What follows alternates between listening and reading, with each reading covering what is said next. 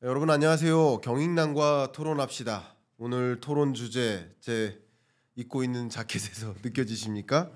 네, 반도체 패권 전쟁 중심으로 이야기를 나눠보도록 하겠습니다. 반도체 분야 최고의 저자 그리고 가장 전문가라고 생각하는 우리 이주환 박사님을 모셨습니다. 안녕하십니까? 예, 반갑습니다. 네, 두 번째 출연하셨습니다. 새해는 또 예. 새롭게 또 첫날이네요. 그렇습니다. 새해 첫날이니까 말씀 한번 나눠보도록 하겠습니다. 일단 딥시크. 이 딥시크는 제가 이렇게 표현을 했거든요. 쇼인가 쇼크인가, 추격인가 충격인가 하는 어젠다를 던졌습니다.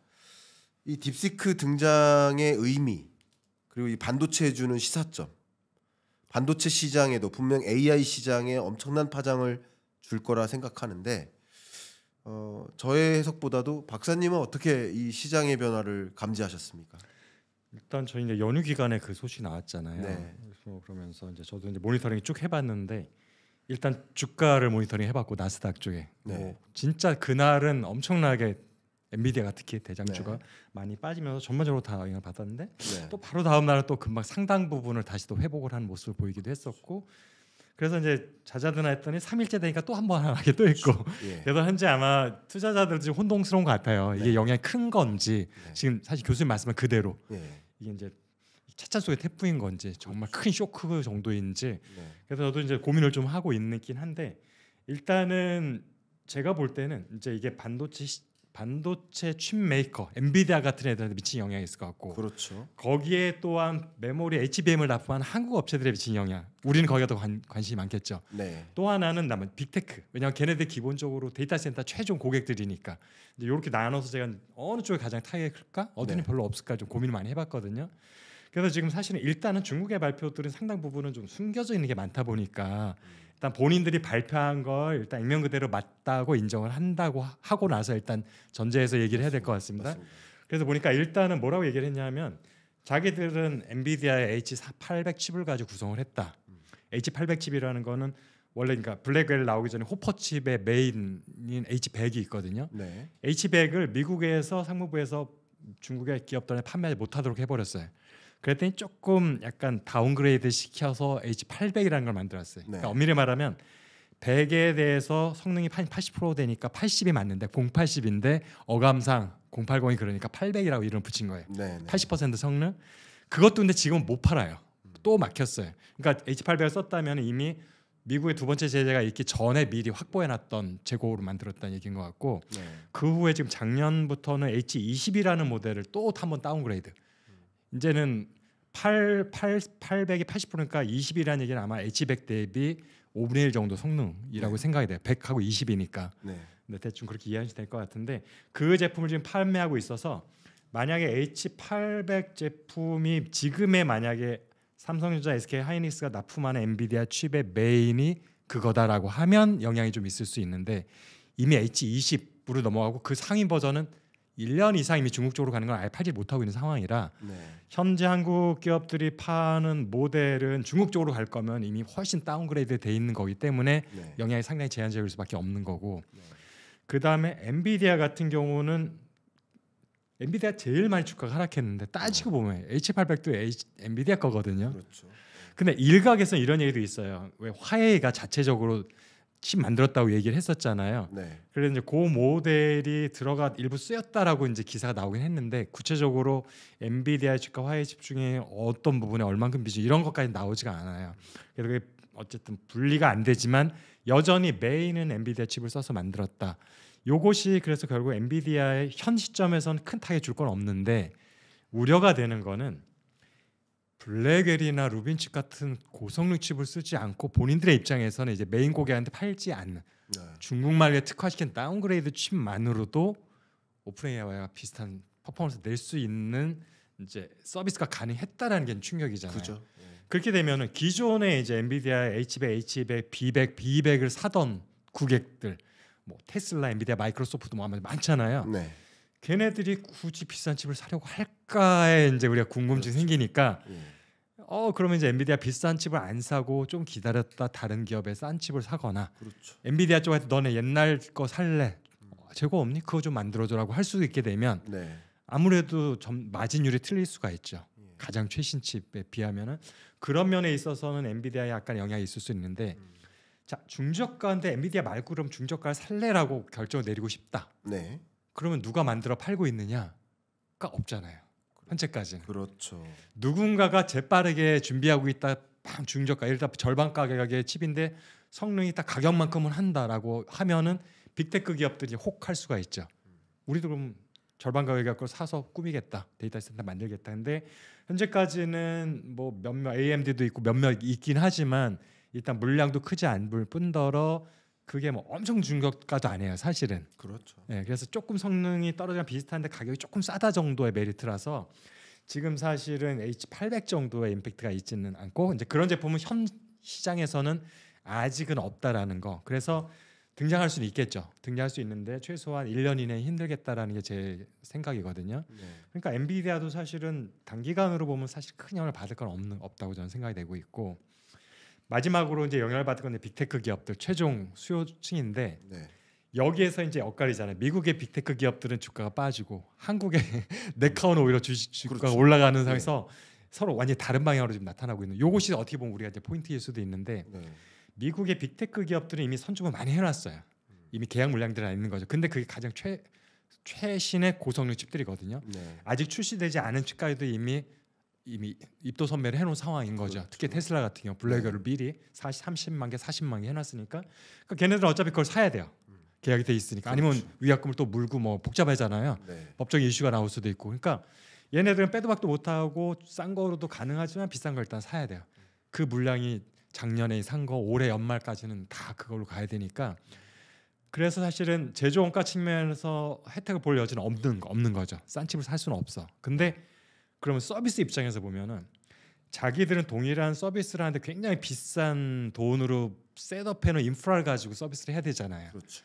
근데 예를 들어서 중국의 업체들은 훨씬 싼 10분의 1 가격으로 세팅해 놓은 시스템을 가지고 비슷한 서비스를 할 수 있게 된 거죠. 이게 이제 사실 발목을 잡을 수 있는 거라서 거기다 오픈 소스잖아요. 오픈 소스의 강점은 우리가 아까 애플의 아이폰하고 안드로이드 쪽을 비교해 보면 한쪽은 완전 클로즈드 상태고 하나가 오픈 상태인데 처음에는 원래 사실은 2008년 9년까지는 아이폰이 압승이었었거든요. 초기에는. 근데 한 2, 3년 지나니까 안드로이드가 그냥 80% 이상이 돼 버렸잖아요. 네. 그래서 비슷하게 오픈 소스의 강점이 그거예요. 많은 협력 파트너들을 끌어낼 수 있다라는 거. 그 다음에 본인이 아니어도 파트너들이 업그레이드 시켜줄 수 있다는 거. 많은 개발자들이 붙으니까 이렇게 되면은 사실은 시스템의 서비스 질도 좋아지는데 자기는 원가가 싼 거니까. 그렇죠. 이런 면에 있어서는 오히려 이제 미국의 빅테크 기업들은 가장 사실은 어떻게 보면 악재라고 할 수 있어요. 제가 볼 때는. 그런데 한국의 경우는 아직 대규모적인 투자를 하지 않은 것으로 알고 있어요. 네. 네. 지금 네이버 같은 경우도 엔비디아 칩을 대량으로 사기보다는 삼성전자 마하원하고 원래 공동 개발을 하려고 하다가 지금은 좀 잘 안 됐지만 이런 식의 접근해서 독자적인 칩이라든지 국내 기업과 파트너십을 가지고 사실 시작하려고 했기 때문에 가장 비싼 엔비디아 칩을 대규모로 아직 사지 않은 상태다. 네. 이런 상태이니까 이제 그렇죠. 우리는 어차피 학습보다는 추론 위주잖아요. 국내 기업들이 하려는 거는. 그다음에 지금 R1이라는 그것도 사실은 학습 기능은 없고 추론 기능만 특화되어 있는 거예요. 그러니까 더 싸게 만들 수도 있는 거고 그다음에 개발 기간도 짧았던 거고 알고리즘도 훨씬 더 심플할 수 있는 거. 그래서 경쟁력이 생긴 건데 엔비디아 칩은 사실은 양쪽을 다 하는 범용이니까 성능도 좋고 비싸지만 일부 고객들한테 그게 필요해요.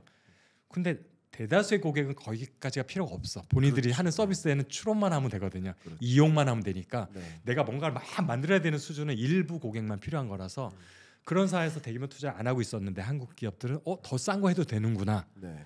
그래서 그렇게 되면 이제 파트너십을 중국 기업들하고 이제 이게 노크를 하게 되겠죠. 그러니까 그런 면에 있어서는 초기 투자 비용이 아직 높지 않은 상태에서 양질의 서비스를 받을 수 있는 가능성. 중국 업체를 접촉했다는 얘기는 아직 안 나오니까 알 수는 없고 또 미국이 또 어떻게 할지 모르잖아요.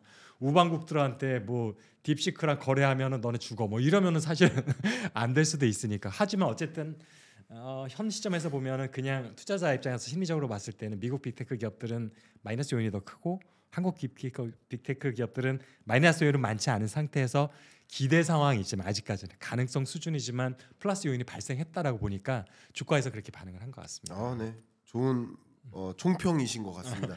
너무 많이 얘기해 버렸네. 첫 아닙니다. 질문에서. 아닙니다. 그 주신 총평들을 가지고 조금 디테일하게 더 추가적으로 말씀드려 볼게요. 근데 일단 첫 번째로 든 생각이 박사님께서 말씀 주셨던 여러 결 중에 이런 게 떠올랐어요. 자동차를 샀는데 예를 들면 여러 기능들이 있습니다. 여러 기능 중에 예를 들어서 오토크루즈 기능이 있어요. 근데 3년 동안 이 차를 운행하면서 오토크루즈 기능을 한 번도 안 쓰는 사람이 있어요. 저요. 이해 가시죠? 그럼 이 사람은 사실은 그 비용을 이미 지불했지만 안 쓰고 맞아요. 있으니 네. 없는 게 나은 거잖아요. 맞아요. 그런 관점에서 굳이 엔비디아의 접근보다는 딥시크의 접근이 더 나을 수도 있다. 필요로 하는, 그러니까 이게 어떻게 보면 맞춤화라는 접근이거든요. 이런 여러 가지 관점에서 이 상당한 그 트럼프가 표현했었던 이것은 정말 그냥 웨이크업 콜이다라고 표현을 했는데 웨이크업 콜을 준 거예요. 어쨌든 그래서 이제 한번 이 질문 드려보고 싶습니다. 일단 이 딥시크의 충격 혹은 딥시크 말고도 뭐 그 밖에 여러 AI 기업들이 또 더 그 이상의 성능을 가지고 준비되어 있다라고 이제 기사화가 막 또 연이어서 일어나고 있는데 이게 충격이 끝이 아니다라는 거죠. 중국발. 자, 그런 관점에서 결국 중국이 이렇게 저가형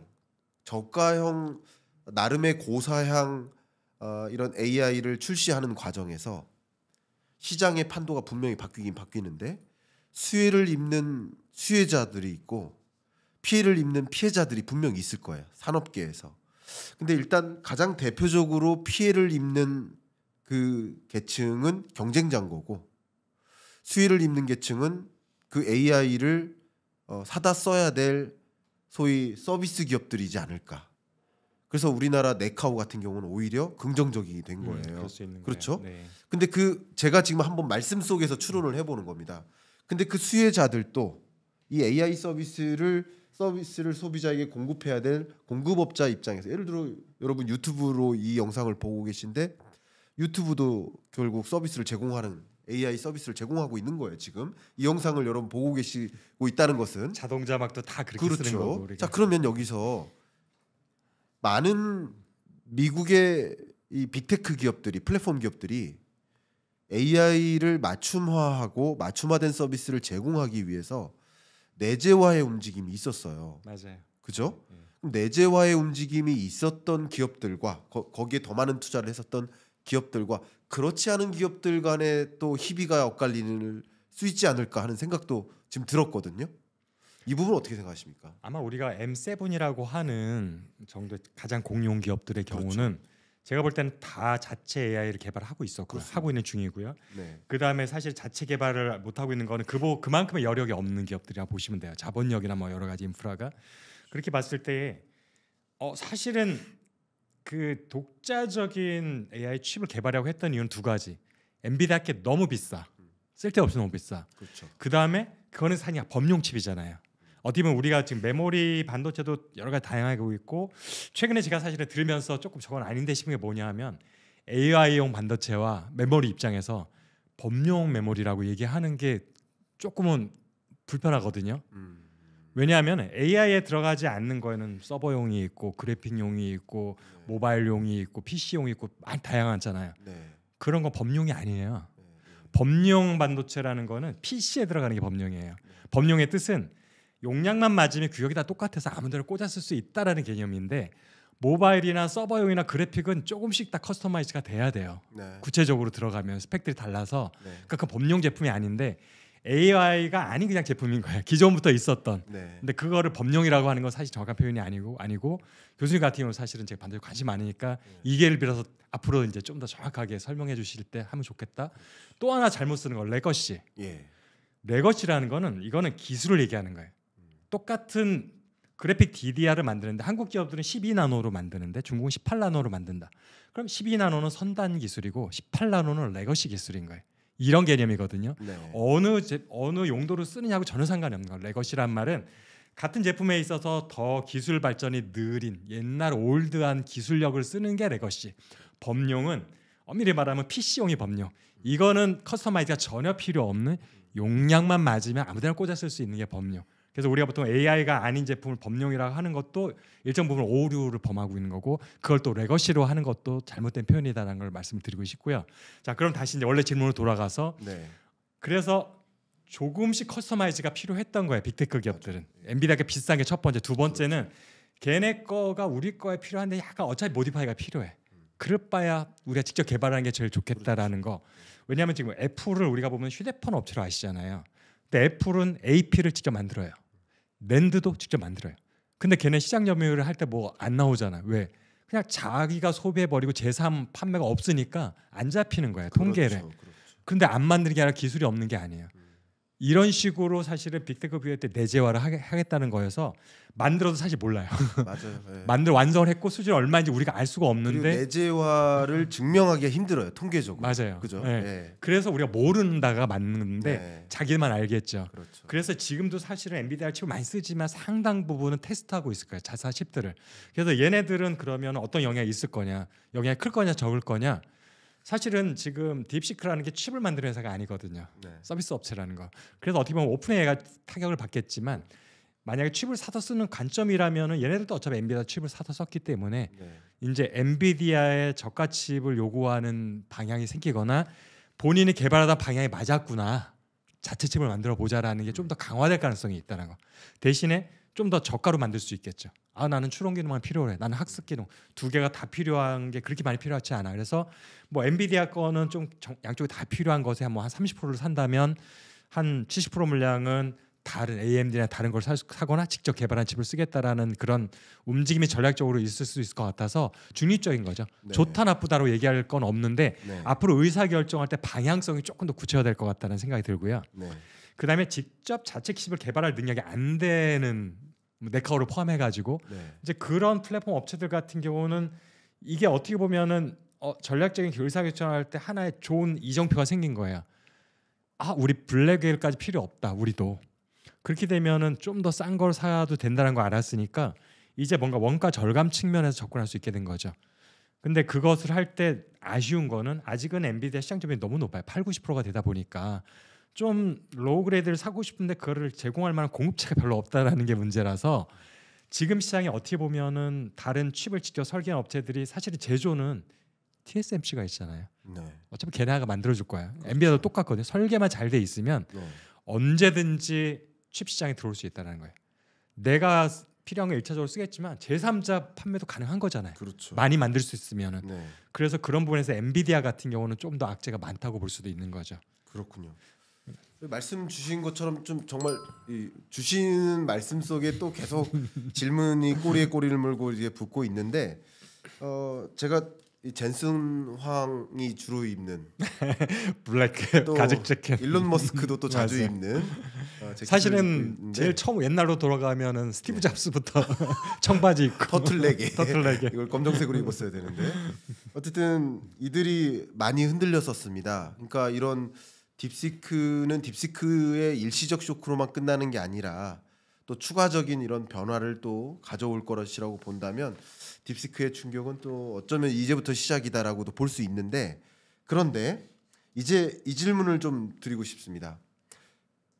딥시크가 어쨌든 이 AI를 서비스를 제공하기 위해 필요한 세 가지가 있다면 이 컴퓨팅 파워 그리고 알고리즘 파워 그리고 데이터 이 세 가지의 경쟁력이 중요할 거라고 보는데 그 중에서 데이터 경쟁력은 아무래도 오픈 AI보다 우위에 있다고 봅니다. 내수 시장이 워낙 크니까. 그렇죠. 본인들도 얘기를 했어요. 그렇죠. 그럼 위에 있는 거고요 이미. 그리고 컴퓨팅 파워는 오픈 AI보다 안 좋았던 거죠. 그렇죠. 네? 80%에서 좋은 걸 못 썼으니까. 그렇죠. 네. 근데 그걸 극복할 수 있었던 것은 단순하게 생각해 보면 알고리즘 파워, 소프트웨어 능력. 소위 소프트웨어에 있다라고도 평가할 수 있겠는데 그렇다면 이게 결국 AI 시장의 판도를 바꿔놓을 수 있겠다 하는 생각을 하게 됩니다. 그래서 그 판도에 대해서 지금 집중적으로 들여다보고 싶은데요. 반도체 패권 전쟁의 저자 아니십니까? 아, 어떻게 또 그렇게 됐습니다. 예, 이 책을 저는 정말 소개하고 싶은데 우리나라 경제에 사활이 달려 있다. 이 그렇죠. 반도체 패권 전쟁에서 성공하느냐, 실패하느냐 여부가 정말 많은 것을 결정짓는다. 제가 저번에 이 자리에서도 뵙고 말씀드렸습니다만 반도체가 시장 좀 우리나라 수출액의 20% 차지하지만 그게 전부가 아니다.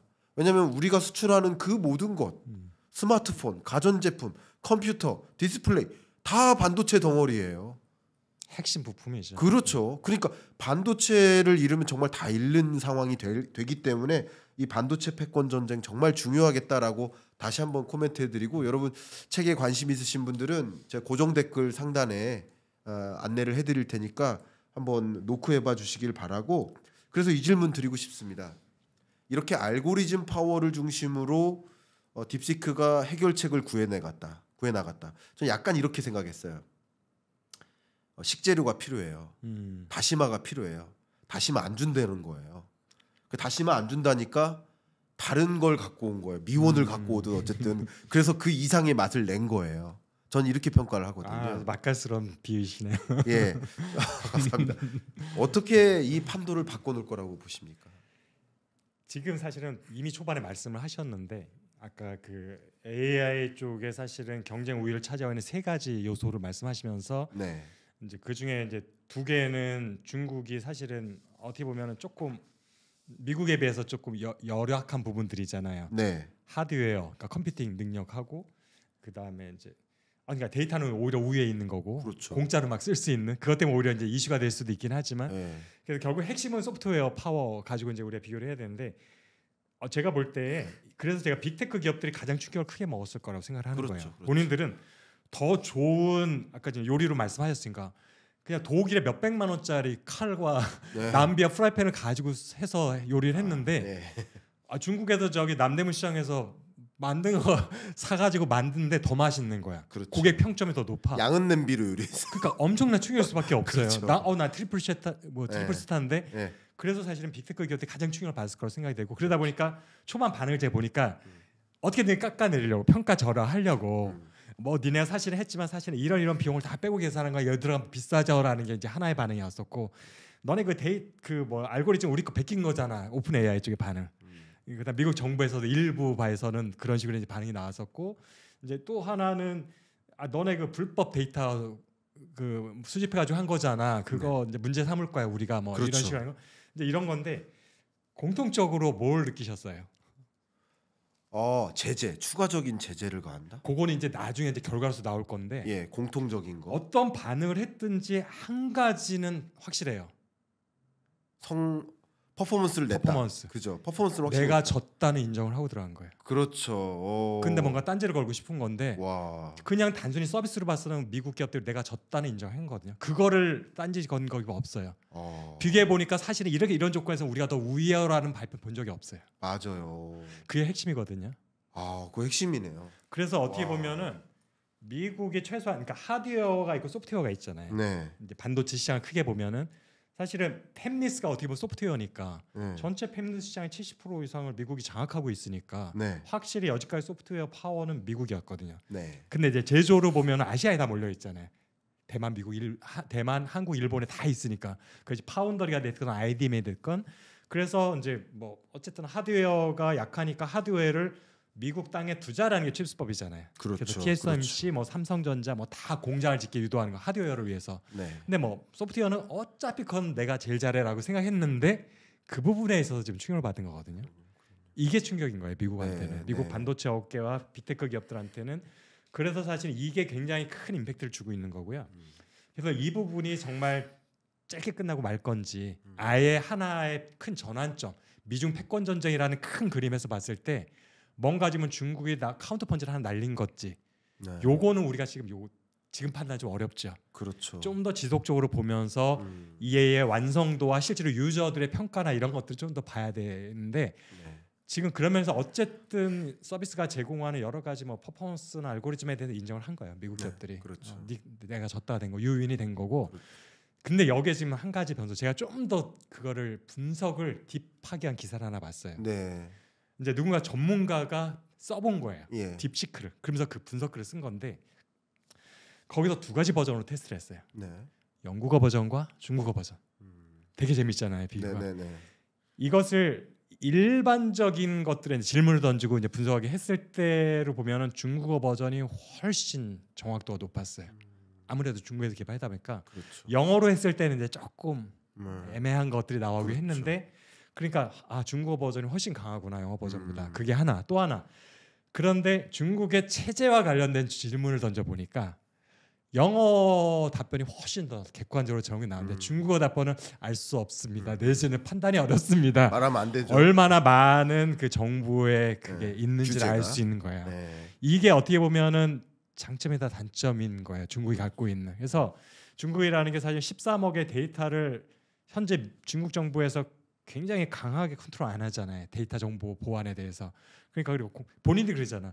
우리 알리바바에 있는 데이터 그냥 갖다 쓰면서 단축 기간 줄였고 네. 기간을 단축했고 우리가 그 어떤 비용도 절감했다라고 아예 본인들이 얘기를 했으니까 이제 그런 것들이 장점인 반면에 정부의 입김이 굉장히 크게 작용한다라는 거 정부의 제재. 그래서 굉장히 이 데이터가 반쪽짜리 될 가능성이 있다. 네. 중국의 서비스는. 근데 만약에 한국과 미국에 있는 최종 소비자가 이제 그거를 쓰고 싶어, 딥시크를 쓰고 싶어요. 돈을 내면 뭐 구독이든 뭘 사든지 간에 네.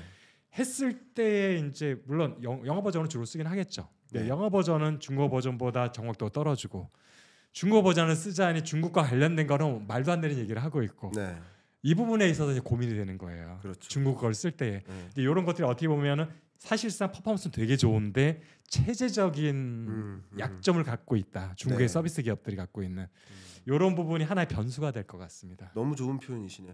또 거꾸로 돌이켜서 생각을 해보면 돌려놓고 생각해보면 그 체제적인 그들의 이념적인 그런 것 때문에 제약이 되고 있지만 그 이념적인 제약 사항을 없애주면 그 퍼포먼스는 더 높을 수도 있겠다라는 우려가 되네요. 그렇죠. 그런 관점에서 지금 중국이 무섭게 치고 올라오고 있다라고 생각이 되고 그거 말고도 우리가 많이 비교하는 게 이 AI 인용 건수, 논문 인용 건수 이런 거 보면 중국이 이미 미국을 앞질렀고요. 네. 그리고 AI 인재들 수 이런 걸로 봐도 거의 뭐 대등하게 지금 올라오고 있고요. 여러 가지 부문에서 지금 중국이 무섭게 치고 올라오고 있다라고 볼 수 있어요. 그러니까 이게 단순히 딥시크의 충격, 쇼크 이거로만 마무리할 게 아니라 이걸 미중 간의 패권 전쟁, 반도체 패권 전쟁의 큰 틀에서 이해할 필요가 있겠다.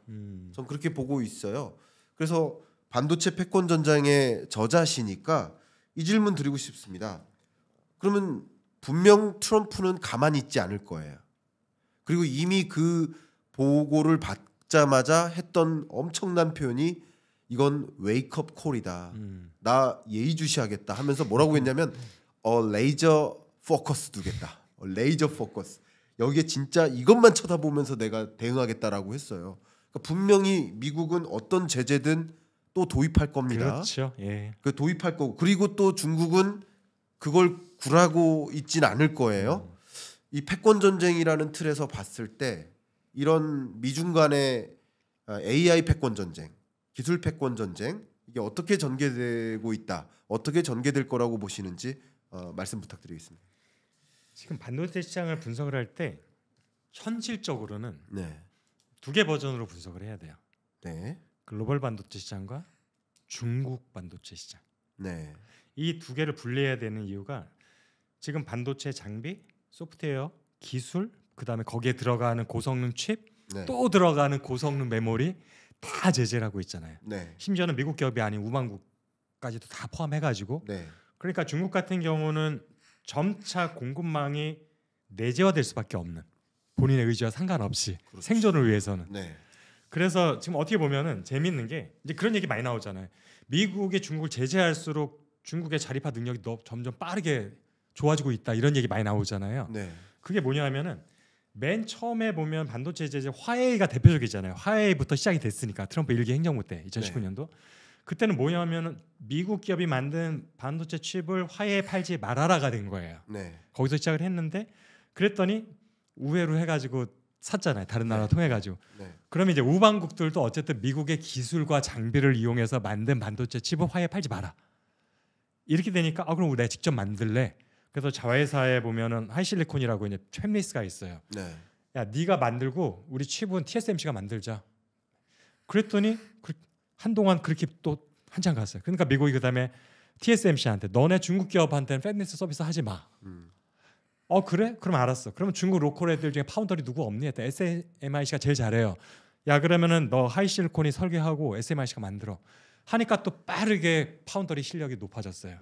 그래서 지금 파운더리 하나 놓고 보면은 전 세계 이제 반도체 업체 보면 탑 10을 해마다 한 번씩 집계를 해요. 연말이 지나고 나면은 거기에 보면은 이제 파운더리도 따로 하고 전체도 하고 막 이렇게 골고루 하는데 이제 파운더리만 지금 얘기를 하자면은 탑 10 중에 중국 기업들이 몇 년 전에는 하나도 없었어요. 하나도 없었는데 지금 최근에 탑 10, 예를 들어 지난 3분기 정도에 보면은 탑 10 중에 중국 기업이 3개가 있어요. 심지어는 그 중에 하나는 3위예요.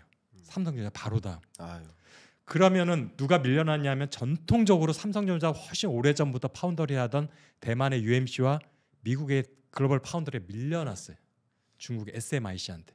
그리고 중국 3개 SMIC를 포함한 뭐 넥스칩 해가지고 쫙 합쳐놓으면은 파운더리 중국의 3사의 점유율이 삼성전자 거의 비슷한 수준. 9.3, 9.1 거의 차이가 없는 거죠. 거의 차이가. 제가 볼 때는 올해 연말쯤 되면 역전될 거라고 보고 있어요. 왜냐하면은 중국 파운더리 점유율 높아질 수밖에 없어. TSMC를 못 쓰니까 중국 거에 오더를 줘야 되잖아요. 삼성전자는 어떻게든 영업을 해서 끌어와야 되는 입장인데 중국은 가만히 있어도 일거리가 떨어질 수밖에 없는 구조. 그래서 지금 패권 전쟁하면서 미국은 열심히 중국을 때리고 있는데 어려움이 있지만 그 덕분에 점점 내재화되고 있다. 장비도 마찬가지고요. 그래서 이런 것들이 하나의 아이러니라고 지금 일단 판단이 되고 있고요. 그다음에 지금 결국에는 하드웨어와 소프트웨어로 나눠봤을 때 중국의 소프트웨어는 사실상 옛날부터도 한국보다는 좋았어요. 미국보다는 못했지만 팹리스 시장 점유율을 놓고 봤을 때 하나의 엄청 큰 기업은 없어요. 중국에는. 그래서 탑 10에 보면 중국 기업은 없어요. 대부분 그러니까 대만, 미국이 제일 많고 미국, 대만, 싱가포르 이 3사가 거의 다 갖고 있는데 근데 재밌는 것들이 중국은 큰 애가 없는데 개수가 많아요. 그래서 중국 기업들의 파운더리 탑 10의 매출을 쫙 모아보면 그걸 가지고 한 기업이라고 생각하고 딱 이제 스코어보드에 올려놓으면 시장 점유율이 13%가 돼버려요. 순식간에. 그러니까 하나의 큰 건 없지만 이게 이제 구조조정하면서 딱 모아지기만 하면 갑자기 큰 애가 하나 생겨버리는 거예요. 시장 점유율 5위 안에 딱 드는 애들이. 역량을 이미 갖고 있는 거예요. 어느 시점에 할 거예요. 분명히 구조조정을 중국 정부 차원에서. 그러니까 그 얘기는 이미 팹리스 역량, 소프트웨어 역량 갖고 있어요. 티나지 않게 갖고 있는 거죠. 그다음에 파운더리는 방금 전에 말씀드렸고 아직까지 약한 거는 이제 칩 제조 능력이 좀 약하잖아요. 그러니까 사서 쓰고 있고 연간 지금 중국이 가장 많이 사서 쓰는 게 한국이겠지만 물론 수입하는 반도체 금액이 연간 얼마나 될 것 같아요? 조 원으로 따지면은 수입 금액으로 반도체 수입 중국에서 중국이 어느 정확히 아는 분이 없어요. 중국이 수입하는 반도체 금액. 가늠하기 어렵네요. 너무 많을 것 같긴 한데 500조 원입니다. 1년에 500조 원. 자 우리가 우리나라 한 해 정부 예산이 650조 원 정도 되는데 한 70% 이상 되는 거예요. 우리나라가 지금 1,000억 불 조금 1,000조 원 좀 넘거나 그러죠. 수출이 어마어마한 거고 그다음에 지금 보면 중국이 전체로 보면은 전 세계에서 최대 흑자국이잖아요. 흑자 규모가 1,200조 원 정도 돼요. 근데 반도체 한 품목의 수입이 500조 원이에요. 중국이 그래서 반도체를 국산을 하려는 이유는 미국과 싸우려는 이유가 아니고 패권을 잡으려는 게 아니라 생존을 위해서예요. 연간 500조 원 수입하는 걸 우리가 절반만 국산화하면 10년이면 얼마예요? 2,500조 원.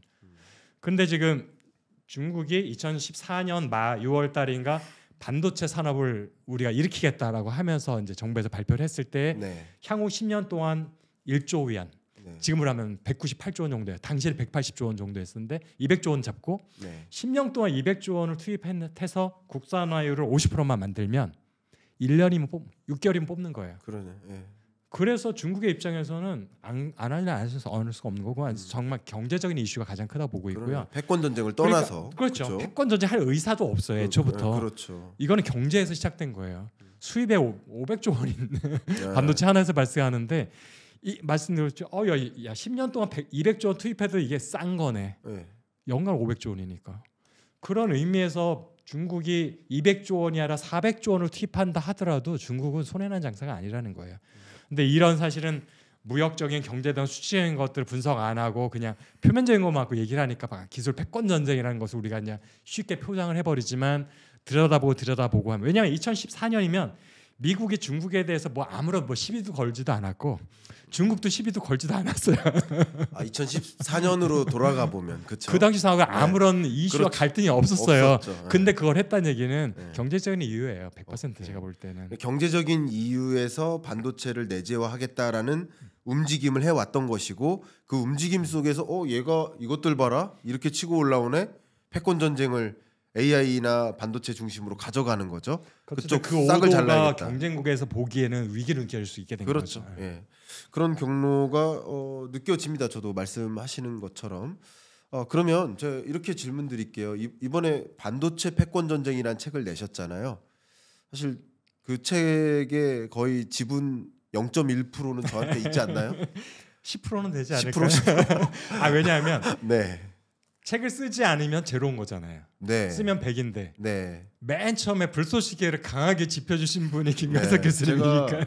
정말 제가 왜 이렇게 말씀드리냐면 자랑하셔도 돼요. 제가 아는 한 이주환 박사님이 반도체 영역에서 이제 엔지니어의 커리어도 있지만 또 금융 섹터에서의 커리어도 있고 연구자이자 애널리스트로서의 커리어가 다 있는, 거의 반도체 영역에서 이런 커리어를 다채롭게 갖춘 찐 전문가가 별로 없어요. 저도 반도체 관련해서 질문 드릴 때, 질문이 있을 때 한 번씩 전화드려서 상의를 해요. 내가 이렇게 보고 있는데 맞게 보고 있습니까? 이렇게 질문 드릴 만큼 정말 제가 생각하는 그런 지위에 있는데, 우리 경제가 지금 너무 어렵다. 이러다가 정말 일본처럼 잃어버린 10년 간다. 박사님이 좀 책 내주셔서 경종을 울려주셔야 된다. 이거는. 그래서 심지어는 제 커피 사드리면서 기억하시죠? 같이 방송을 또 하게 돼가지고 끝나고 티타임을 1시간 동안 하면서 네, 커피를 제가 사드리면서 또 아침도 안 드시고 오셨다고 해서 제가 샌드위치까지 사드렸습니다. 사드리면서까지 책 내시라고 제가 한 건데, 그거는 제가 박사님을 위해서 말씀드린 게 아니라 5천만 국민을 위해서 말씀드린 겁니다. 책 꼭 내주시라고. 그런 사명감 가져주십시오. 어쨌든 이 반도체 패권 전쟁에서 담고 있는 메시지가 분명히 있을 것 같은데, 메시지 좀 부탁드립니다. 우리가 이제 반도체 시장 분석할 때 전문가 굉장히 많지만 네. 이제 대부분의 전문가는 뭐 100%는 아니더라 대부분의 전문가는 되게 마이크로하게 분석을 하잖아요. 그렇죠. 너무 마이크로하게 분석하다 보니까 사실은 우리가 지금 다뤄야 되는 경제 전체를 보고 국가 전체의 미래를 본다면 그렇게 분석해서는 사실은 큰 인사이트를 얻기가 쉽지 않거든요. 네. 그래서 국가 간에 외국 기업과 한국 기업 간에 그다음에 연관 산업 다 보면서 분석을 해야 되는데, 이게 사실은 저보다 사실 경제는 뭐 더 전문가시니까 특히 마크로 같은 경우 대부분의 모델이라는 게 네. 과거에 축적된 데이터 가지고 만드는 거잖아요. 모델링이. 그렇죠. 그래서 과거 분석이 진짜 중요한 거잖아요. 근데 네. 반도체도 미래를 예측하기 위해서는 과거 분석, 데이터 분석이 진짜 중요한데 너무 마이크로하게 보면은 기껏해야 1년 아니면 올해 6개월 정도를 보면서 분석을 한단 말이에요. 대부분의 네. 분들이. 네. 그러니까 이게 사실은 우리가 한 걸음 한 걸음을 우리가 그거 알잖아요. 직선 하나 쫙 오고 자 이 선을 벗어나지 않고 걸으세요라고 했을 때 그 선에 끝나는 곳을 보면서 걸어야지 우리가 똑바로 가지. 발밑을 보면 완전 삐뚤삐뚤하는 거 우리 많이 경험했잖아요. 네. 반도체 시장도 미래를 예측하고 싶다면 아주 긴 호흡과 시간을 가지고 봐야 되는데, 그런 의미에서 이렇게 마크로하게 반도체를 좀 고집스럽게 분석하는 사람이 많지가 않은데 그 중에 한 명이 누가 있나 봤더니 제가 있더라고요. 예. 그래가지고 좀 제가 미래를 알려면 현재를 알아야 되는데 네. 현재는 짧잖아요. 지나가 버리니까 결국엔 과거거든요. 그럼요. 그래서 제가 과거 한 27년 동안에 반도체에 있었던 주요 사건과 M&A와 그 배경에 있었던 스토리 같은 것들을 다시 한번 정리를 하고 분석을 하면서 이제 반출을 해봤고요. 이제 그럴 바탕으로 그럼 앞으로 10년은 어떻게 될 거냐. 사실 이게 지금 하고 싶은 얘기인 거잖아요. 과거는 그렇죠. 미신한 거니까. 예. 지금 우리가 우려가 뭐냐면 특히 삼성전자 작년에 좀 휘청휘청하면서 야 우리 이제 반도체 괜찮은 거야? 미래 반도체 믿어도 돼 이게 되니까 앞으로 이제 10년이 중요하다고 생각하는데 왜 제가 10년이라고 꼭 20년 30년 아니냐 하면은 제가 분석을 했을 때에 우리는 사실 아직까지는 메모리 의존도 굉장히 높잖아요. 네. 반도체지만 메모리거든요. 엄밀히 말하면. 그런데 메모리의 라이프 사이클 지난번에 잠깐 말씀드렸었어요. 이 부분을 메모리의 라이프 사이클을 그려봤을 때 앞으로 10년을 넘기 전에 변곡점이 나타날 것 같다. 그 변곡점은 이제 급격하게 성장 속도가 둔화되는 변곡점. 네. 여전히 성장은 하지만 성장률이 해가 지날수록 뚝뚝 떨어지는 지점이 10년이 안 남았다. 네. 그러면 그 시점에 도달했는데 우리가 메모리가 여전히 우리의 모든 먹거리면은 큰일 났다라는 생각이 든 거죠. 그래서 사실은 그러면 그때가 오기 전까지 10년 동안 최소한 한국 기업과 한국 정부와 모든 관련 전문가들이 어떤 노력을 하고 어떤 방향을 설정을 해야 될지에 대한 고민을 하면서 이제 그 10년을 이제 제가 좀 나름대로 고민을 담아봤고요. 네. 그러다 보니까 이거 과거에 대한 분석도 상당히 많이 들어갔고 네. 현재 그렇다면 이제 시장별로 팹리스 시장은 파운더리 시장은 패키지 시장은 어떤 패권 분쟁이 벌어지고 있는가, 어느 나라 어느 기업이 지금 가장 유리한 점에 있는가 이런 것들도 좀 살펴볼 수밖에 없었더라고요. 아, 말씀 정말 감사합니다. 두 가지 그 해당 말씀에 대해서 코멘트를 드리고 다음 질문으로 넘어가고 싶은데요. 제가 드리고 싶은 코멘트는 일단 첫 번째, 우리 몸에 뭔가 이상 징후가 있다라고 할 때 진단을 잘 내려야 됩니다. 근데 의사가 진단을 잘못 내리면 정말 맞아요. 잘못된 처방이 옵니다. 제가 대학원 시절에 정말 복통이 미치도록 온 적이 있었어요. 그래서 그 일단 학교 안에 있는 보건소로 갔는데 장이 꼬였다고 장 활성화제를 준 거예요. 그러니까 더 아픈 거예요. 큰 병원 갔는데도 일단은 처음에 갔는데 그랬더니 앰뷸런스 타고 그 서울대 보라매 병원에 딱 갔는데 응급실에서 딱 알아보더라고요. 저를 보자마자. 얼굴만 보고. 왜냐면 얼굴은 뭐 지금처럼 그냥 사지가 멀쩡한데 너무 죽도록 아파하니까 이거는 결석이다. 바로 알아보더라고요. 그래서 바로 레이저로 깼어요. 그러니까 이게 진단을 잘못 내리면 처방이 엉뚱하게 되는 거예요. 저도 그런 경험 있어요. 있으세요? 그러니까 마치 그런 것처럼 네. 이 우리가 당면한 우리 경제 또 반도체 이 거대한 패권 전쟁의 흐름에서 우리가 절대 이 흐름을 놓치지 않기 위해서는 진단을 똑바로 해야 된다. 그런 말씀 주셨고요. 진단의 중요성. 그리고 반도체라는 것이 우리나라 사실 반도체 없으면 우리나라 GDP 0이 될 수 있다. 제 이 표현을 과언이 아니라고 강조하겠습니다. 절대 과언이 아니. 아무것도 없는 겁니다. 반도체가 없으면요. 정말 그만큼이기 때문에 우리는 정말 이 반도체의 이 패권 전쟁과 거대한 흐름, 제대로 된 진단 그리고 어떻게 나아가야 될지를 좀 구체적으로 고민을 해야 된다. 이런 회신을 좀 드리도록 하겠습니다. 이어지는 질문입니다. TSMC가 독주할 거라고 보십니까? 이 부분에 대해서는 사실은 딱 단언하기 좀 어려운 네. 부분이 분명히 있긴 있고요. 네. 지금 결국에는 파운더리 시장을 좀 바라봐야 돼. 분석적으로 봐야지만 그 답변을 드릴 수 있을 것 같은데 네. 이제 아까 드렸던 말씀에서 이제 연결해 볼게요. 파운더리 탑 10에 중국이 3개 들어왔다. 지난 가장 최근 데이터 아직 4분기 건 안 나왔으니까 2024년 3분기 파운더리 탑 10의 실적이 쫙 나왔어요. 네. 분석을 해 보니까 10개 중에 마이너스 성장을 한 기업도 있고 S5 회사 예. 성장률이 거의 제로에 가까운 회사들도 있고 안타깝죠. 예. 두 자릿수 성장을 한 회사가 4회사가 있었어요. 네. 하나는 누구나 예측하듯이 TSMC. 예. 나머지 3개는 중국 3사. 예. 그래서 내가 올 연말 되면은 분명히 중국 3사의 점유율이 삼성전자 뛰어넘을 것 같다. 성장률이 그렇거든요. 맞습니다. 잠깐 여기 코멘트를 해드리면 저랑도 그때 해당 정보를 공유해 주셨었는데 그러니까 중국 3사 파운더리 업체의 시장 점유율이 9.1이고 삼성전자의 시장 점유율이 9.1%. 이 숫자를 9.3, 9.3, 9.3, 9.1. 맞습니다. 그래서 잊혀지지가 않습니다. 근데 이게 중요한 게 3분기예요. 3분기. 4분기가 반영되지 4분기 않아. 기준이 아닙니다. 맞습니다. 근데 4분기에는 역전됐을 수 있다. 저도 그렇게 봅니다. 예, 저 그렇게 추세적으로 그렇고 적어도 지금 우리가 25년 1분기를 살아가고 있는데 지금 역전된 세상 속에 살아가고 있다. 데이터로만 지금 안 나왔을 뿐이지 이렇게 좀 긴장감을 좀 가져야 된다고 생각합니다. 예, 그 구체적으로 자, 또 그래서 그러면은 파운더리 그건 이제 현재고 네. 미래를 지금 우리는 궁금해하는 거니까 네. 파운더리 시장의 미래를 봤을 때 여전히 TSMC의 독주가 될 것 같으냐?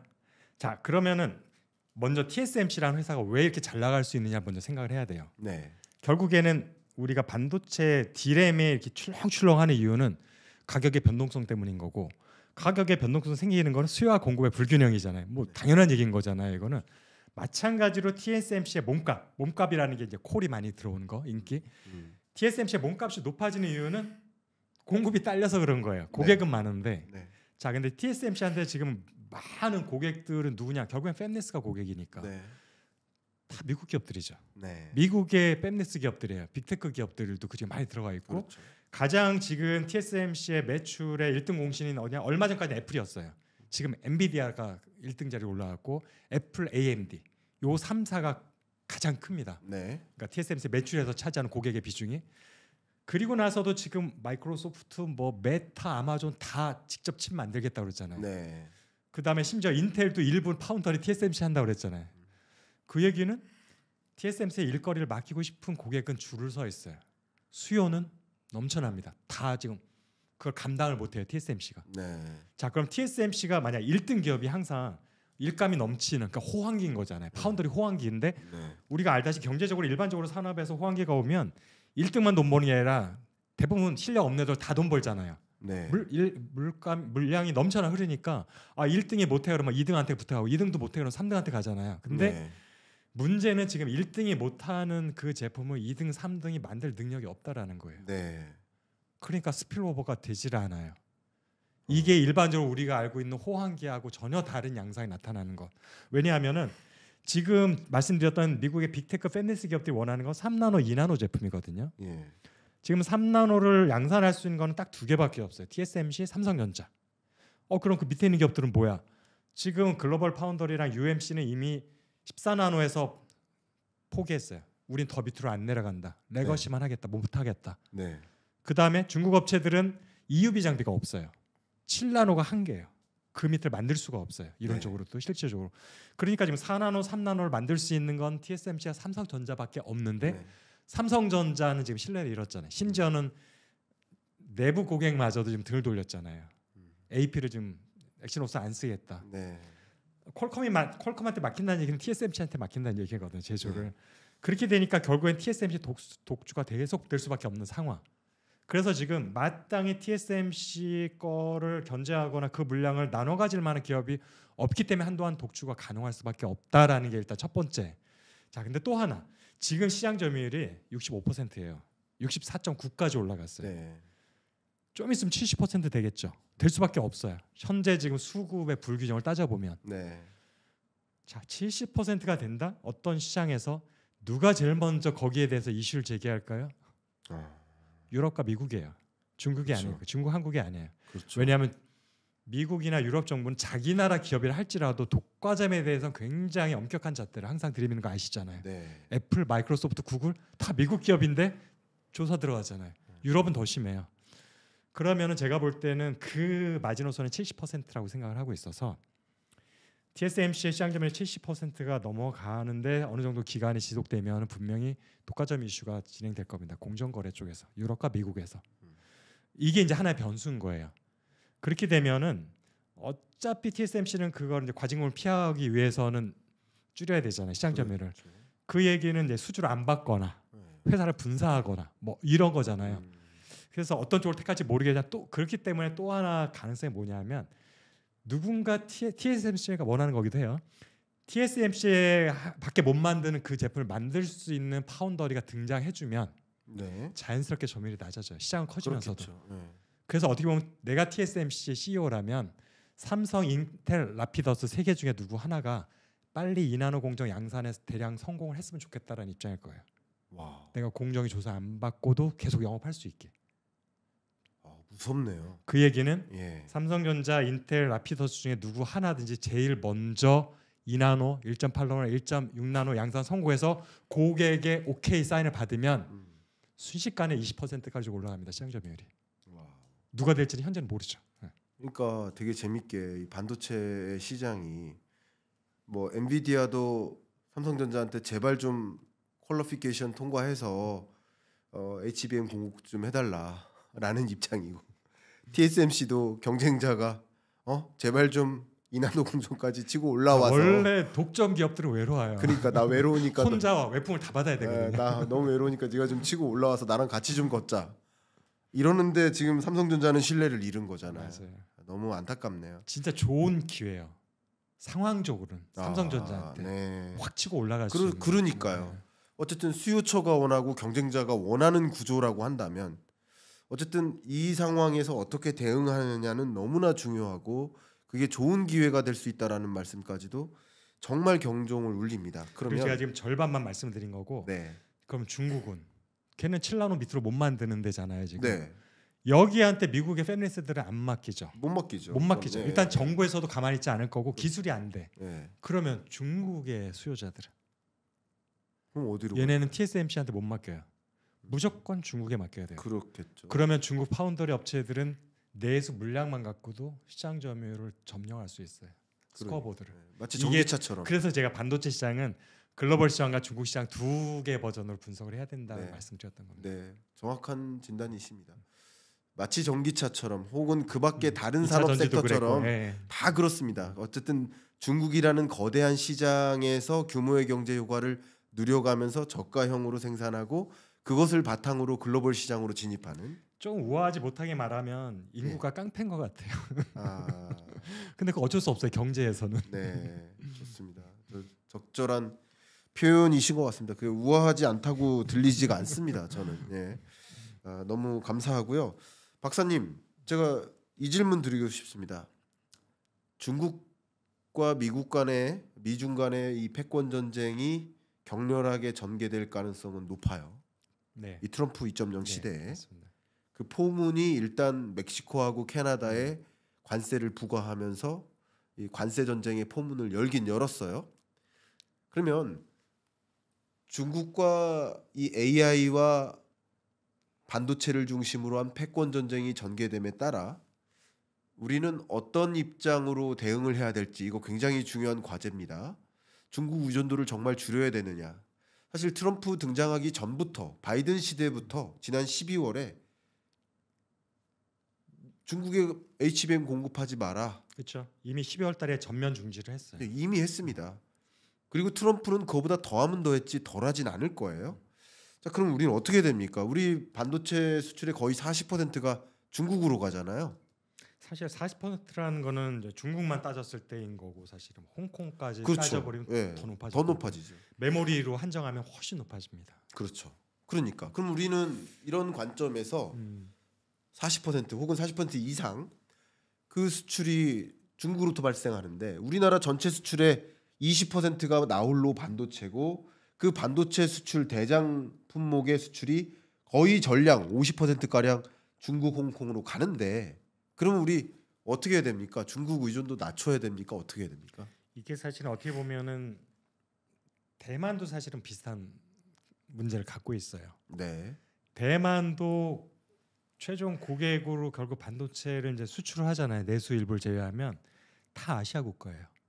미국으로 하는 건 1.8%, 1.2%, 8%, 5밖에 안 되고 네. 한국은 1%도 안 돼요. 미국 네. 수출 물량이. 그 얘기는 미국에 공장을 지으면 사실은 미국에서는 공장을 우리 땅에 지어라라고 지금 그러는 거잖아요. 그렇죠. 바이든 정부는 이제 보조금을 줄 테니까. 네. 그다음 트럼프는 협박을 하는 거죠. 네. 안 주면 관세 내기겠다는 건데. 네.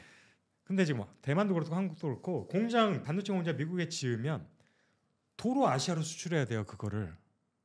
이게 사실은 사업을 그러니까 기업을 직접 운영하는 입장에서 보면은 굉장히 말도 안 되는 거잖아요. 네. 바로 옆에 고객이 있는데 저기 미국에다 공장을 져가지고 다시 일로 수출해야 돼.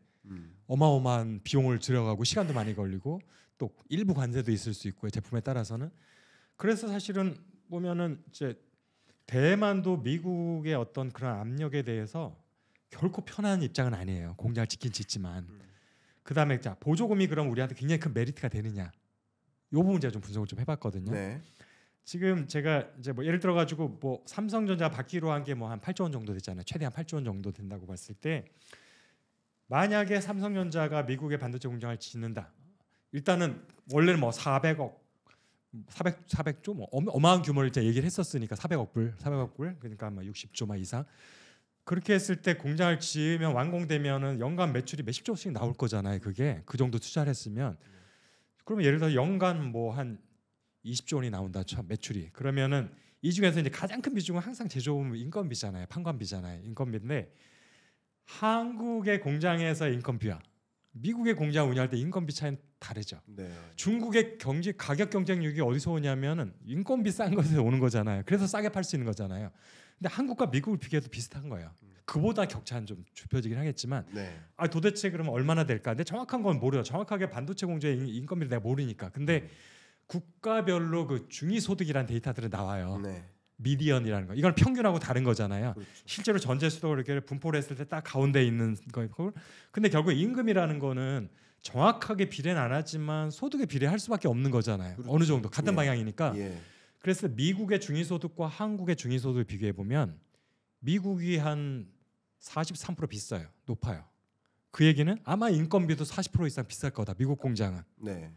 그러면 그 정도 비싼 제조 원가에 불구하고 돈을 남길 수 있어야지 짓는 게 의미가 있는 거잖아요. 그렇죠. 자, 보조금 8조 원 받았어. 근데 만약 매출이 20조 원이야. 자, 삼성전자 같은 경우는 조금 계산이 복잡해지니까 천천히 말씀을 드리면 인건비가 가장 큰데 삼성전자 전체 전사에서 매출에서 판관비, 그러니까 거의 인건비가 차지하는 비중이 28% 정도 돼요. 그 얘기는 20조 원의 매출이 나오면은 한국 대비 미국에서 얼마만큼 비용이 더 많이 가냐 하면은 몇 조 원이 더 발생을 하는 거예요. 비용에서만도. 그러면은 제가 계산하니까 3년 반이면은 보조금 8조 원 받은 거랑 쌤쌤이 돼 버려요. 제조원가 비싸진 거로. 그렇죠. 보조금 엄청 많이 받는 것 같지만 워낙 제조원가 비싸니까 3년 반이면 다 없어져. 똑같죠. 그 다음부터는 한국의 공장 만드는 것보다 절대적으로 손해 나는 거예요. 마이너스가 돼 버리는 거예요.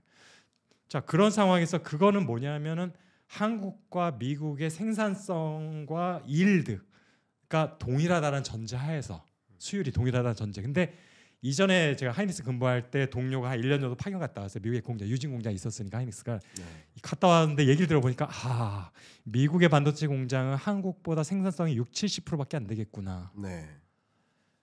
그러면은 원가 43% 비싸고 생산성은 60% 70%면 3년 반이 아니라 1-2년이면은 보조금 다 상쇄하고 그다음부터 마이너스인 거예요. 네. 미국 공장은. 네. 그런데 고객이라도 있느냐? 거기서 만들어서 말씀드렸지만 다시 아시아로 수출해야 돼요. 그러면 미국의 보조금 갖고 공장을 짓는 게 맞는가? 대만도 비슷한 상황이에요. 사실 주머니 무서워서 짓고 있는 거잖아요. 네네. 어떻게 보면 대만도 그렇죠. 특히 대만 같은 경우는 약간 지금 중국하고 대만 해협에 그 약간 소브리니티 문제가 있으니까 미국이 어떻게 되는지 환심을 차야 되니까. 근데 한국은 사실은 뭐 한국도 뭐 북한이 있다고 하지만 대만 같은 입장은 아니니까. 근데 굳이 그 보조금을 받으면서 1-2년이면은 땡치고 그다음부터는 손해 나는데 공장을 지을까? 하이닉스는 계속 안 하잖아요. 6천억 뭐 엄청 조금밖에 안 받잖아요. 네.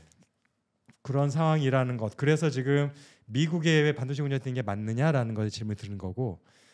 자, 그런 문제에서 그러면은 한국에서 계속 지으면은 이거는 그럼 중국에 팔 수 있느냐? 미국에 팔 수 있느냐? 미국은 애초에 가는 물량이 없고 중국의 수출은 아직까지는 큰 문제는 없잖아요. 그렇죠? 한국에서 중국 가는 거, 미국에서 중국 가는 게 지금 막혀 있는 거고. 자, 그런 면에 있어서 당분간은 미국의 공장보다 한국이나 중국에 있는 공장이 활용하는 게 훨씬 재정적으로 봤을 때 유리하다. 자본 지출적으로 봤을 때. 그런데 만약에 중국에 대한 제재가 더 심해지면 어떻게 될 거냐? 모든 우방국한테 반도체를 중국에 아예 수출을 못한다. 네. 본인이 자기네 나라로 오는 게 아니라 관세를 먹일 수는 없지만 HBM 수출 금지하는 것처럼 이제 그런 강수를 뜨게 됐을 때 그렇게 되면 이제 한국에 있는 공장은 참 문제가 생기는 거죠. 물론 당분간 뭐 우회로를 찾거나 하긴 하겠지만 그럼에도 불구하고 미국의 공장을 짓는 건 진짜 사실은 경제적으로 봤을 때 이거는 경영학적으로 봤을 때 굉장히 손해 나는 거라서 한국 기업들은 진퇴양난인 거예요. 어떻게 보면. 그래서 지금 미국의 공장을 지어도 어려움이 예상이 되고 한국의 공장을 지어도 당장은 괜찮지만 점점 제재가 강해지면 어려움이 예상되고 또 하나는 중국의 공장을 더 확장하는 방법인데 보조금을 이미 받았잖아요. 보조금을 받으면 중국에 있는 공장을 캐파를 확장 못해요. 그 제약 조건에 다 들어있거든요. 그렇겠죠. 그래서 그거를 확장 못하고 또 더 중요한 거는 중국에 있는 반도체 시절에는 최신 장비를 쓸 수가 없어요. 그러니까 최신 팹이었던 것들이 점점 레거시 팹이 되니까 거기서 만든 칩들을 팔 수 있는 데가 많지가 않아지는 거예요. 그러니까 중국 공장 확대도 솔루션이 안 된다라는 거. 그럼. 지금 사실 어떻게 보면은 이렇게만 얘기 드니까 진짜 답이 없는 거잖아요. 네. 지금. 그래서 지금 생각하는 거는 일단은 하나는 우리도 소프트 파워 쪽으로 가야 된다라는 거. 지금 하드웨어 위주로 가게 되기 때문에 생긴 문제 중에 하나이기도 해요.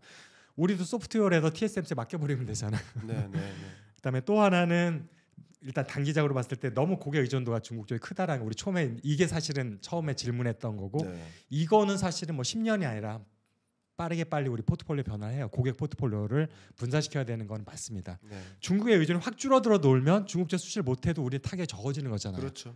자, 그거는 진짜 빠르게 해야 돼요. 제재도 하루아침에 1단계에서 10단계로 가지는 않아요. 미국도 보면 항상 3, 4단계 거쳐서 제재가 갔어요. 항상 제가 지난 한 4, 5년 동안을 분석을 해보니까. 그래서 시간은 조금 있는 거예요. 그 4, 5년 동안에 중국에 대한 의존도가 지금 예를 들어 70%면 이걸 빨리 3, 40%까지 낮춰야 됩니다. 네. 근데 그러면 중국을 대체할 수 있는 고객을 찾아야 되는 건데 현재로서는 그걸 대체할 만한 게 이제 미국하고 EU잖아요. 근데 최근에 봤을 때 지역별로 반도체 시장이 빠르게 성장을 하는 건 미국이더라고요. 그래서 미국 시장이긴 한데 문제는 미국에서 빠르게 시장을 성장하는 게 메모리가 아니라는 거예요. 로직 디바이스 쪽이라는 건데 우리는 없어요. 로직 8개. 네. 결국에는 고객 의존도를 분산시키려면 제품의 포트폴리오가 빨리 메모리 의존해서 다양하게 바뀌어야 된다는 거예요. 두 개가 서로 연계되어 있는 거예요. 그래서 이게 이루어져야 저게 가능해지는 구조이기 때문에 이 두 개가 동시적으로 이루어져야 되는 거고 그렇게 되면 중국 의존도 낮을 수 있게 되고 여러 가지 무역 장벽에 대해서 우리가 좀 더 자유로워질 수 있게 되는 것 같습니다. 좋습니다. 정말 우리가 이 거대한 미중 간의 이 패권 전쟁 또 세계가 AI 반도체 영역에 패권을 두고 전쟁하고 있는 거예요. 경쟁이 아니라 전쟁입니다. 이 전쟁 속에 우리는 어떻게 살아가야 되나 어떻게 대응해야 될까 여러 가지 고민들이 있는데 박사님이 빨리 뭐 기업에 가셔서 수장이 좀 되셔가지고 좀 이 패러다임 변화에 맞게 좀 대응할 수 있도록 한번 고생 좀 해주세요. 근데 이거 사실은 이제 한국 반도체 취약점은 지금 많이 얘기를 했었고 네. 그러면 결국에는 이걸 극복하기 위한 방안들이 이제 필요한 그렇죠. 거잖아요. 예. 그 부분도 사실 이제 고민을 사실은 계속 해오는 부분이기도 그렇죠. 한데 기업 혼자 하는 건 한계가 있다. 결론적으로는. 네. 그래서 사실은 국가적으로 사실은 관심을 갖고 이제 이게 정부 차원에서도 할 수 있는 일들이 있고 그다음에 학교 차원에서도 할 수 있는 네. 것들이 있고 또 기업이 나름대로 그렇죠. 돈은 기업이 제일 많거든요. 그다음에 전반적인 생태계가 사실은 같이 건강하게 변화돼야 되는 부분이 있는데 이거를 지금 말씀드렸던 한국의 반도체를 떠받치고 있는 여러 가지 축이라고 한다면 혼자서는 절대 안 되겠더라고요. 같이 머리를 맞대고 역할을 분담하고 했을 때 비로소 조금씩 한 걸음이라고 갈 수 있다라는 생각이 들고 있고요.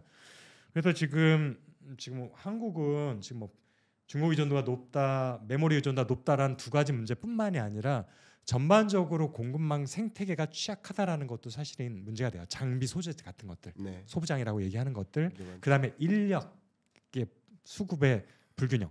공정 쪽 인력은 많이 나오지만 설계 인력은 굉장히 적게밖에 안 나온다라는 거. 네.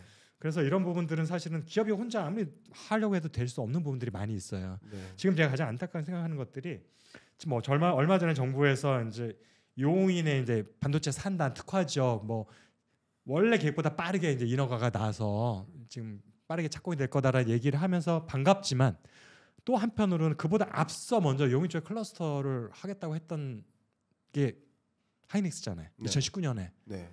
제가 알기로는 아직 시작 못했어요. 제대로 본격적으로.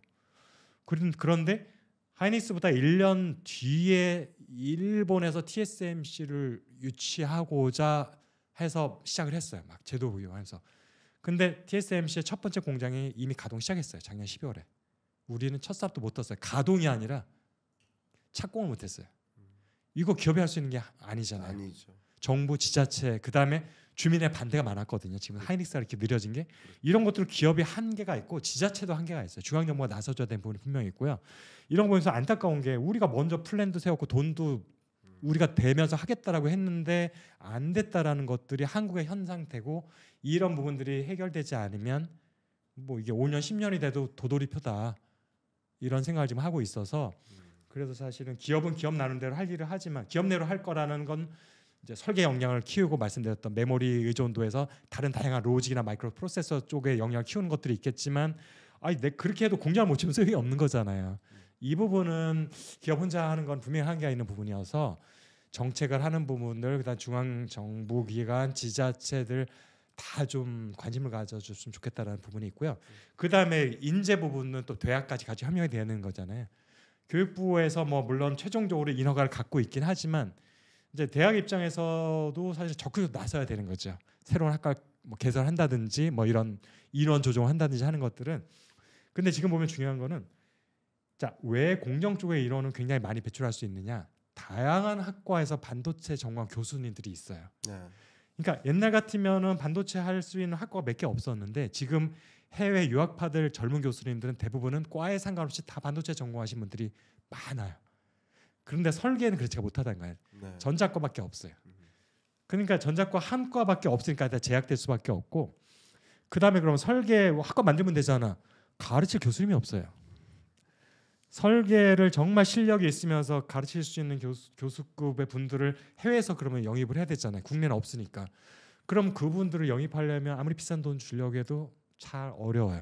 기업도 똑같아요. 설계 인력이 필요한데 일단 뭐 인건비가 안 맞는 부분도 있고 그다음에 언어의 장벽도 있고요. 여러 가지 특히 미국이나 이런 쪽에 많잖아요. 정주 여건 같은 것들이 나 한국 가서 살기 싫어. 가족들이 그러면 못 오는 거예요. 그래서 제가 볼 때 그 부분은 단기간 해소가 안 됩니다. 그래서 제가 생각하는 솔루션은 그러면은 그분들 한국에 오지 말고 일하라고 하는 게 어떨까? 왜냐하면 지금 우리 K-팝이 지금 글로벌리 정말 엄청난 파워고 빌보드 차트 휩쓸고 있잖아. 빌보드 100, 200 휩쓸고 있는데 그 힙한 곡들 보시면 작곡자 우리가 알고 있는 국내 유명한 작곡자 한 명 이게 아니에요. 전 세계에 있는 유명한 작곡자 작사가 풀을 싹 가지고 쫙 뿌려가지고 거기서 한 소절씩 갖고 오는 거예요. 그래가지고 합쳐가지고 내는 거거든요. 그러니까 글로벌리 통할 수 있는 멀티 문화의 곡들이 나오는 거예요. 이게 그런 식으로 우리 반도체 설계도 왜 굳이 한국에 불러서 한국에서 살게 할 필요가 없지 않을까? 특히 설계는 컴퓨터만 있으면 되는 거니까 그렇죠. 파일만 주면 되잖아요. 그렇죠. 그래서 제가 생각하는 거는 그러면은 미국에다 삼성전자 하이닉스가 자회사 하나 만들어라. 설계 전문 자회사 만들어라. 아주 좋은데 뭐 비버리 힐스에다 만들어라. 그다음에 고액 연봉을 주면 거기는 충분히 가죠. 그렇죠. 실리콘밸리에 있는 회사 안 갈 이유가 없잖아요. 네. 연봉도 비슷하게 맞춰주면 그렇게 해서 거기서 하게 되고 그다음에 미팅만 잘 할 수 있으면 되는데 이미 우리가 코로나를 겪으면서 화상 회의 시스템이 완벽하게 갖춰져 있어요. 그다음에 1년에 몇 번 이제 오프라인 회의도 필요하겠죠. 뭐 출장 가면 되지. 한 번 오고 한 번 가고 그런 방식이 하나가 있을 것 같고 그다음에 뭐 요즘은 재택근무도 가능한 시절인데 네.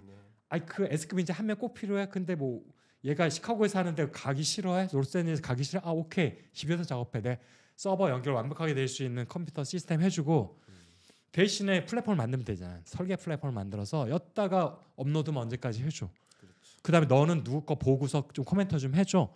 사실은 설계 같은 건 공정과 달라서 이게 가능하단 말이에요. 소프트웨어 영역이니까. 그래서 이렇게 돼서 삼성이나 하이닉스가 글로벌 각 거점에 정말 S급 인재가 있을 만한 곳들에 오피스를 만들 수도 있고 개인으로 연결해서 플랫폼을 하나 구축할 수도 있어요. 설계 플랫폼을. 그렇죠. 이렇게 하면 굳이 한국으로 안 와도 그 역량을 가져올 수 있으니까 이런 부분에 우리가 한국에서 우리 공급이 잘 안 되는 설계의 뛰어난 인력들을 해소할 수 있는 하나의 방법은 될 수 있을 것 같습니다. 너무 훌륭한 대응 전략까지 이렇게 말씀을 해주셨습니다. 어느새 1시간이 훌쩍 넘어서 마무리할 시간이 됐는데요. 제가 해당 말씀에 대해서 가볍게만 코멘트를 한다면 지금 세계적으로 상업용 부동산 시장이 난리입니다. 미국도 그렇고요. 그러니까 오히려 그런 저렴한 오피스, 많이 조정된 오피스 사서 그 현지에서 굳이 왜 피지컬리 모여야 됩니까? 설계하는데, 그죠? 말씀하신 것처럼 재택근무를 원하든, 그러니까 회사가 가주자 회사로 오라고 하지 말고 어떤 식이든 이 기술 인재들을 확보하는 것이 핵심 전략이 되지 않을까 하는 메시지까지 주셨습니다.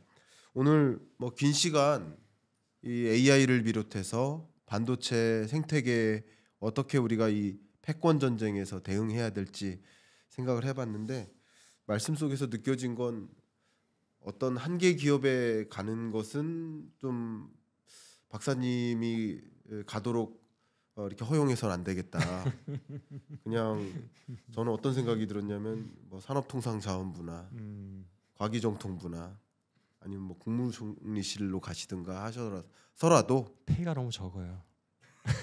그걸 기업이 그 한계를 넘어선 수준으로 뭔가의 조건을 이렇게 제공해줘서 어떤 방식이든 그리고 박사님은 그냥 출근 근무 시키지 마십시오.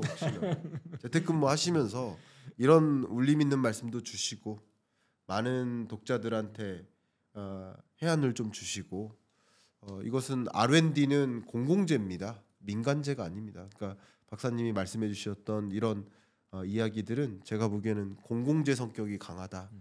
그래서 이런 것들을 많이 공유해 주셨으면 좋겠다 이런 생각까지 드립니다. 끝으로 이 말씀 드리겠습니다. 이주환 박사님께서 편찬하신 첫 번째 책입니다. 반도체 패권 전쟁. 우리 반도체 패권 전쟁의 시대에 살고 있습니다. 제가 어느 날 전화 드려가지고 책 제목을 리디자인으로 하면 어떻겠느냐라고까지 제안을 드렸었어요. 그 리디자인 해야 된다. 어떤 방향으로 우리 반도체 생태계를 리디자인해야 된다라는 메시지까지 지금 주셨습니다. 정말 감사하고 여러분들께 책 일독하실 걸 좀 권해드리면서 이상 마무리하도록 하겠습니다. 네, 감사합니다. 네, 감사합니다.